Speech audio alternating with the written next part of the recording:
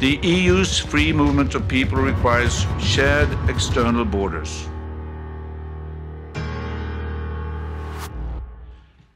President of the European Parliament, Vice President of the Commission, distinguished leaders of the political groups, members of the Parliament, my fellow Europeans. Firstly, let me express my appreciation for all the efforts and the work during this electoral period and the progress that you have achieved for Europe and us all. But of course, my focus today will not be on our past, but on our future. I believe that we must step up to defend our fundamental values in the European Union. And the most strategic way to fight the forces that challenge those values is to deliver results in the areas of employment, security, migration, climate change, and thus to create hope for the future. So that should be our core mission, the defense of our democratic values and our young people's dream. There are people that say that idealism is the preserve of the young, and that when we enter into the world of adults, we learn that nothing is black and white, and realize that self-interest and cynical trade-off rules the world. I believe that that narrative is wrong. My parents took me in as a foster child. They taught me about shared responsibility, about respect for every human being, about solidarity. And during my both trade union and political life as an adult, I have had to compromise and make tough decisions in difficult situations, such as economic downturns, but also terror attacks. That has not made me forget my values. It has only deepened my belief in the importance of having a moral compass to guide you through these tough times. Because if we didn't let our values steer our decisions, if we didn't feel that our choices were leading us towards the kind of society we believe in, what would be the point in making decisions at all? Now, the same applies to the European Union. Our union is based on values. The whole idea of creating a common market and joint responsibility for coal and steel production was to tie our countries and the people closer together. We wanted to fulfill Friedrich Schiller's sentiments in Ode of Joy, that alle Menschen werden Brüder, with equal rights, equal value, and which, put to the music of Beethoven, became our common anthem. And now that our union has grown in size and has grown older as well, we, just like the individual, need to remember our most fundamental values. For what would be the ultimate point of our work, the ultimate point of our union, if we did not promote the values that we believe in? And this, my friends, may also be the best thing we can do for the world. We are living in a time when the multilateral system is being shaken to its core. The United Kingdom wants to leave our union. The transatlantic link is being questioned. Meanwhile, China is on the rise, and several economies in Southeast Asia and Africa are ready to follow in its footsteps and redraw the entire global economic map. And at the same time, Russia is acting in a revanchist manner in flagrant contempt of international law. So now more than ever, it is time to stand up for common, principle-based solutions and a world order where might does not come before right. But the EU can only be a strong voice for democracy in the world if all of us member states stand up for the principles of democracy also at home. We can only be a credible actor in the Middle East if we fight anti-Semitism and Islamophobia in our own countries. We can only be a force for free media and the rule of law in our neighborhood if we have a free media and independent courts in our union. For every democratic principle that is weakened in the EU's voice in the world will be equally weakened. And therefore, the EU must stand up for our fundamental values, both externally in our world, but also, of course, internally in our union. And this is more than about our place in the world. This is about the whole future of our cooperation. If the principles contained in our most fundamental contracts are not adhered to, how are we then to trust other agreements on the single market, on free movement, everything that does so much for our prosperity? If our promises to each other are to be trusted, if our cooperation and our economy are to continue to grow, then pacta sunt servanda must apply to the most fundamental contracts of all. And therefore, Sweden will work to defend the EU's core values in the budget negotiations, in our support of the Commission's work. And my government will propose to the Swedish Parliament that Sweden will join the European Public Prosecutor's Office to contribute in the fight against corruption and the embezzlement of EU funds.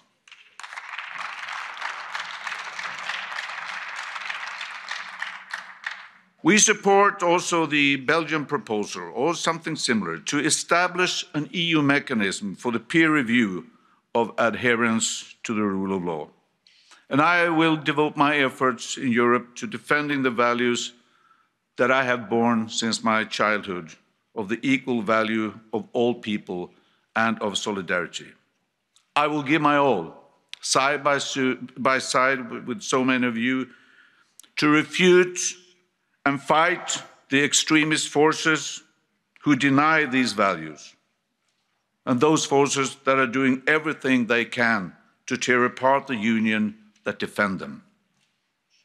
And of course, EU is a compromise, probably one of the most successful compromises in world history. But there can be no compromising on human dignity. There is no reasonable level of anti-Semitism, no acceptable level of racism, no tolerable level of misogyny or homophobia. Never will we compromise on these values.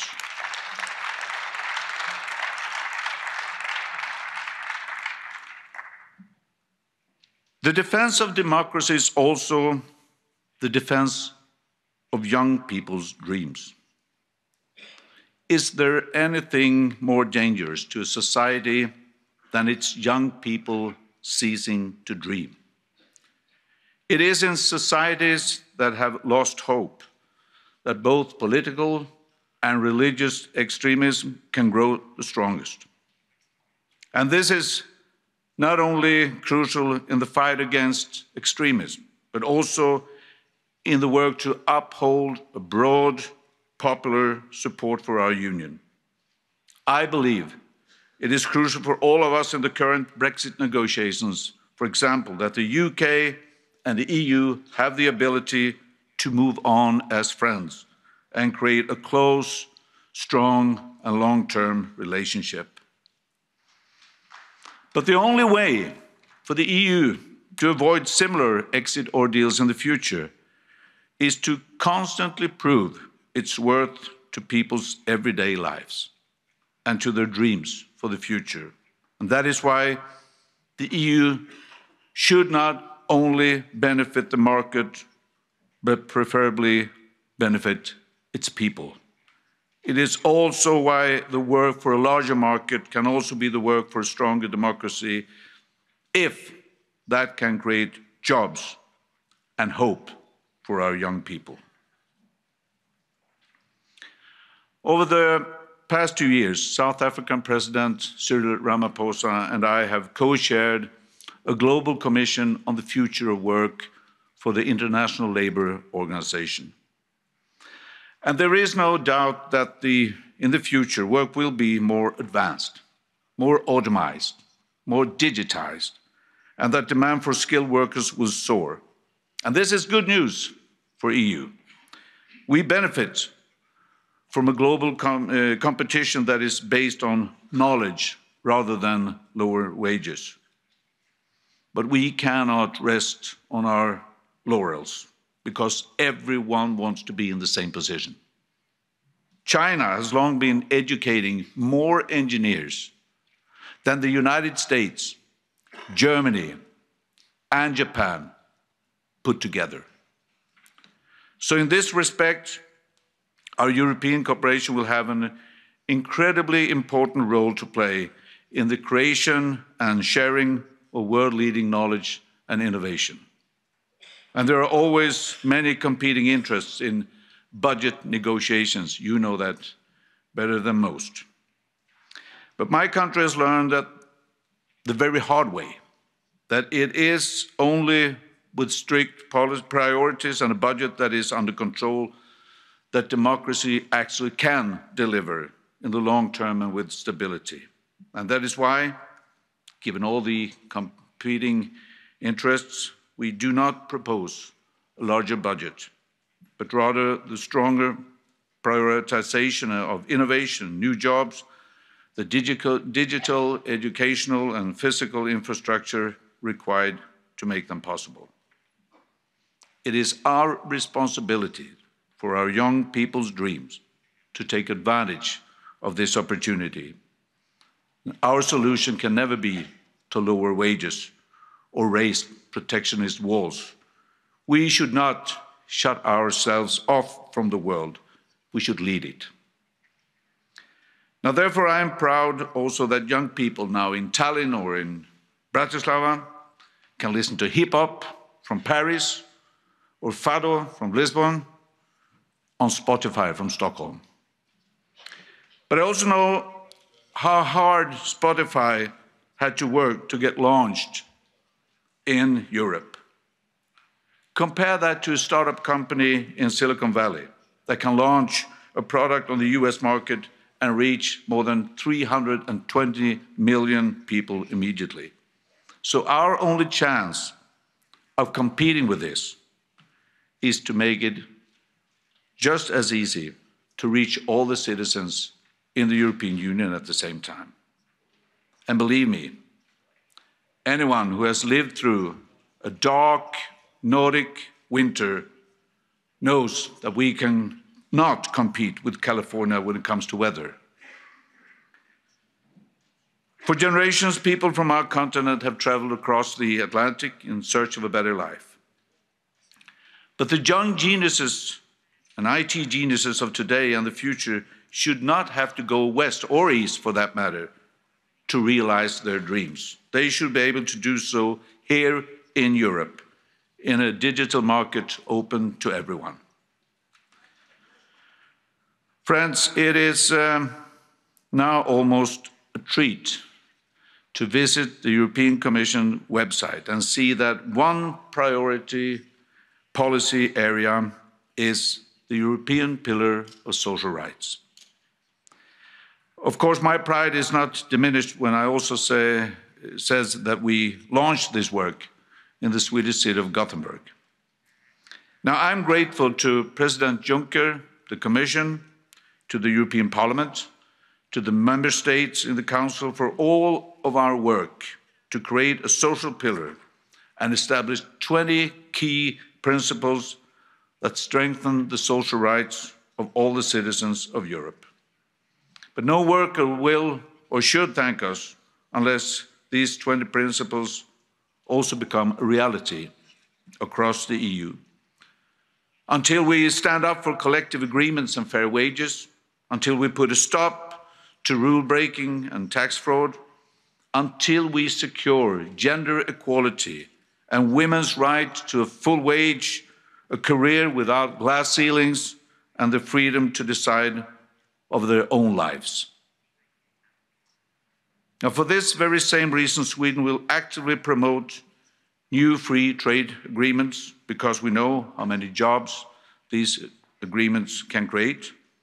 But all these agreements should also be favourable to people as well as to the market. The agreements must respect our environment, our health, and the rights of workers.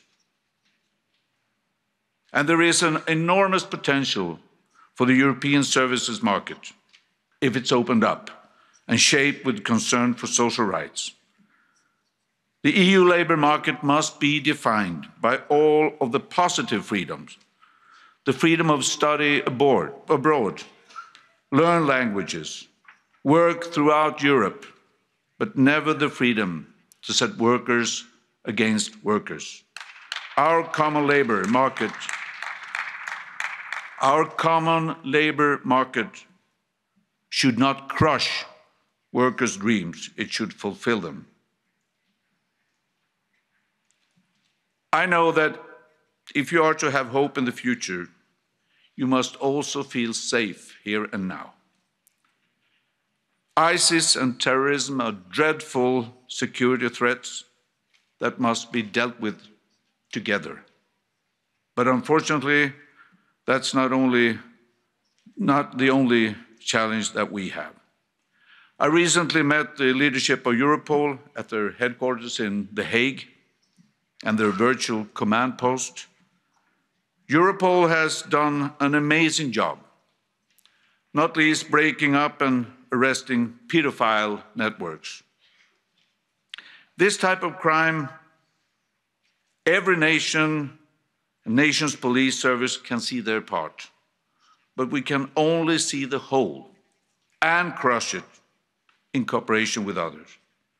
A single nation would not, even if it really wanted to, even if it poured in resources, be able to solve that alone. So Europe is borderless for criminals as well. They read up the European laws, looking for the weakest national legislation and for the new national markets to enter. And that is why Sweden wants to deepen European efforts to fight organised crime as well as cyber threats.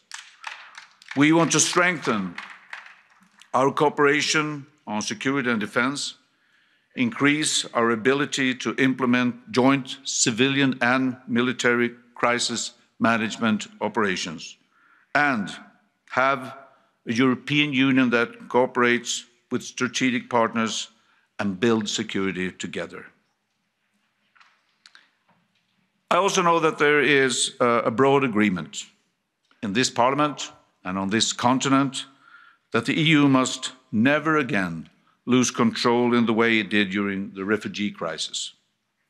Chaotic migration affects the confidence of the whole of society in the reception of refugees, but it affects the refugees themselves worst of all.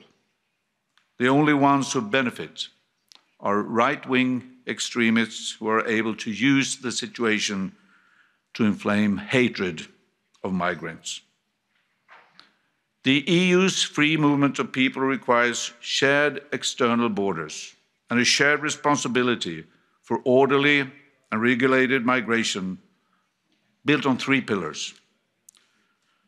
Firstly, strong cooperation with countries outside the EU so that fewer people are displaced and more people can have better living conditions so that new migration crises can be reduced or prevented entirely. Secondly, the control of all external border, which is now taking place through the strengthening of Frontex, creating greater security and saving lives. Thirdly, the fair distribution of those who arrive and whose grounds for asylum are to be examined, with that work carried out as a shared responsibility by all member states.